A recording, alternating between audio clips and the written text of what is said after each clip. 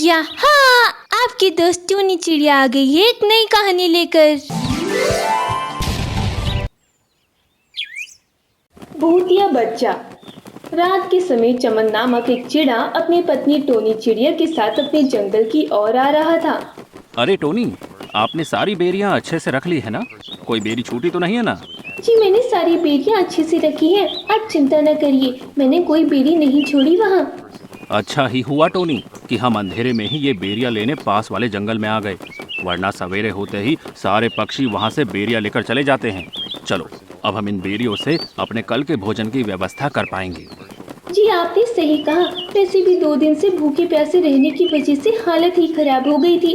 अब 2 दिन के बाद जाकर हमें भरपेट भोजन करने का अवसर मिलेगा। दोनों चिड़िया खुशी खुशी उड़ते हुए अपने जंगल की ओर आने लगते हैं। तभी अचानक रास्ते में उन्हें एक कौवे का छोटा सा बच्चा दिखाई देता है जो पेड़ पर अकेले बैठा हुआ था।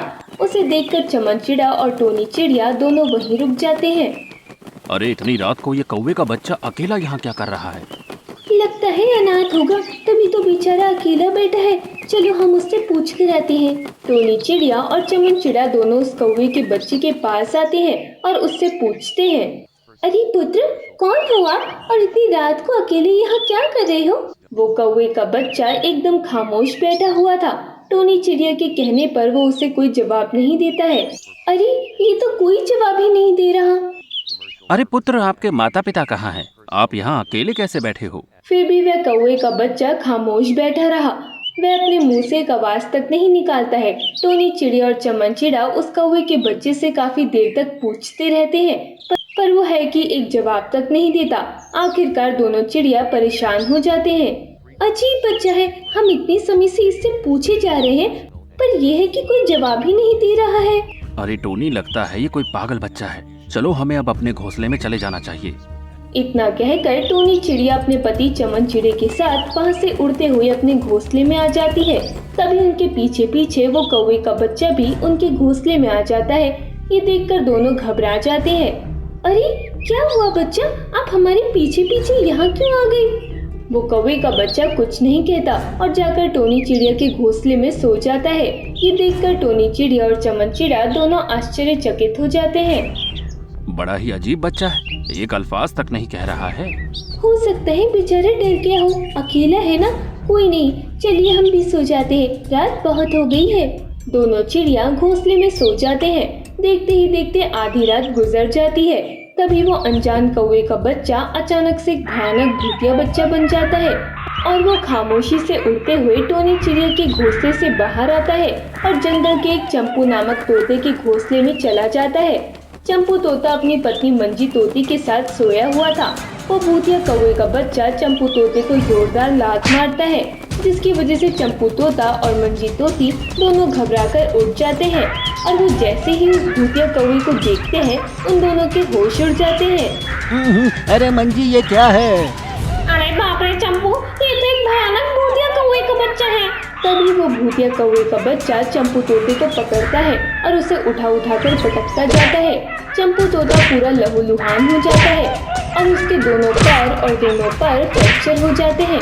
इतना करने के बाद वो भूतिया कौवे का बच्चा वापस टोनी चिड़िया के घोंसले में आता है और साधारण कौवे का बच्चे का अवतार लेकर वहीं सो जाता है।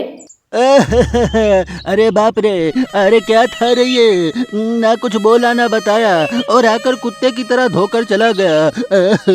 अरे क्या था रे ये? जी ये क्या हो गया आपके साथ? आप ठीक से खड़े क्यों नहीं हो पा रहे हो? अरे पूरे शरीर का संतुलन बिगाड़ के चला गया वो कौवे का बच्चा, और तुम कहती हो कि खड़े क्यों नहीं हो रहे हो? अरे लो रे, अरे कोई है क्या रे? चंपू तोता पूरी रात दर्द के मारे तड़पता रहा। देखते ही देखते सवेरा हो जाता है। अगले दिन सवेरे मंजी तोती अपने पति को डॉक्टर पक्षी के पास लेके जाती है, जहाँ डॉक्टर पक्षी चंपू तोते का इलाज करने लगता है। अरे तोते भाई, आपको देखकर तो लगता है कि किसी ने आपकी बड़ी तबीयत से लात घूसे से पटक पटक के कुत्ते की तरह लिटा लिटा के। अरे बस करिए डॉक्टर पक्षी, यहाँ हाल का बेहाल हो रहा है और आपको ये सूझ रहा है कि मुझे किसने कैसे धोया। अरे मेरा इलाज करिए ना। अरे पूरी रात से ना तो पर काम कर रहे हैं न पैर। आप चिंता ना करें, मेरे पास अगले महीने आना, अभी मैं बहुत व्यस्त हूँ। अरे व्यस्त हूँ? अरे किस चीज में व्यस्त है आप? मैं अभी ये सोचने में व्यस्त हूँ कि मैं अगले महीने अपनी पत्नी को पास वाले जंगल में घुमाने ले जाऊं या नहीं। जब मैं पूरी तरह से ये सोच लूंगा कि हाँ, मैं ले जाऊंगा अपनी पत्नी को, तब मैं आपका इलाज करूंगा। हाँ। अरे ये किसके पास ले आई मंजी तू मुझे? मंजी तोती चंपू तोते को वापस अपने घोंसले में लेके आ जाती है। इधर टोनी चिड़िया और चमन चिड़िया दोनों उस कौवे के बच्चे को लेके चिंतित बैठे थे। अरे टोनी, अब हम इस बच्चे का क्या करेंगे? ये तो कुछ कहता ही नहीं है। जी, हमारे जंगल में तो कोई भी ऐसा पक्षी नहीं है जिसका कोई कौवे का बच्चा हो। लगता है ये पास वाले जंगल या और किसी जंगल का पक्षी है। टोनी, मैं अपने जंगल के पक्षियों के घोंसले में जाता हूँ और इस कौवे के बच्चे के बारे में पता करके आता हूँ कि कोई पक्षी इसे जानता है क्या। चमन चिड़ा उड़ते हुए जंगल में आता है और वो सीधे चंपू तोते के घोंसले में ही आ जाता है। चंपू तोता दर्द के मारे तड़प रहा था। वो अपने घोंसले में रोते हुए बैठा था। ये देखकर चमन चिड़ा घबरा जाता है। अरे तोते भाई, ये आपके साथ क्या हो गया? अरे आपकी ये हालत किसने की? अरे मत पूछिए चिड़े भाई। अच्छा, मैं ये पूछ रहा था तोती बहन कि आप किसी एक कौवे के छोटे से बच्चे को जानती हो? कौवे के बच्चे की बात सुनकर चंपू तोते का खून खौलने लगता है और वो गुस्से से चमन चिड़े की गर्दन पकड़ लेता है। कहाँ है वो कौवे का बच्चा? मैं उसे नहीं छोड़ूंगा। बताओ चिड़े भाई, कहाँ है वो कौवे का बच्चा जिसने मेरी ये हालत? उस भूतिया कौवे के बच्चे को मैं जीवित नहीं रहने दूंगा। अरे तोते भाई, अरे मेरी गर्दन तो छोड़िए। तभी मंजी तोती अपने पति के पर पकड़कर चमन चिड़े को इधर खींच लेती है। उसके बाद मंजी तोती उस भूतिया कौवे के बच्चे के बारे में चमन चिड़े को सारी बात विस्तार से बताती है। ये बात सुनकर चमन चिड़े के होश उड़ जाते हैं। क्या? इसका मतलब जो मेरे घोंसले में कौवे का बच्चा है वो भूतिया कौवे का बच्चा है? ये बात सुनकर फिर से चंपू तोता चमन चिड़े की गर्दन पकड़ लेता है। अच्छा, तो कौवे का भूतिया बच्चा तेरा है? तूने उसे अपने घोंसले में रखा है। तुझे तो मैं नहीं छोड़ूंगा चिड़े। अरे पकड़िए ना इसे तोती बहन। चमन चिड़ा चंपू तोते को धक्का देता है और तेजी से वहाँ से उड़कर अपने घोंसले में आता है।